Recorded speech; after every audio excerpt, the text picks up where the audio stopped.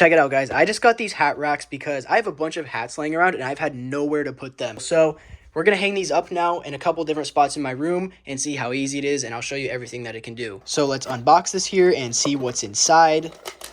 As you can see by the picture on the front of this, you can either stick it to your wall or nail it in or screw it in. I'm going to do this because I don't want to ruin my walls. And there's 22 of these in here. To make sure they'd all be lined up, I used this large cutting board to help trace a straight line.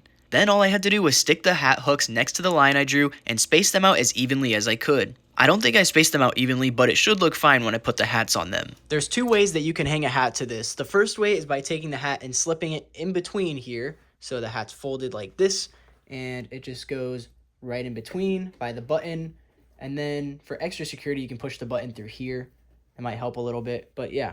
That's hanging it by the button, so then it gets this look just like this. Or a more simple way to hang your hat, if you don't really care about it, seeing how it looks exactly and you already know what hat it is, you can just take it, hold it by the strap, and hang it onto this hook right here and slide it just like that. Then it looks like this.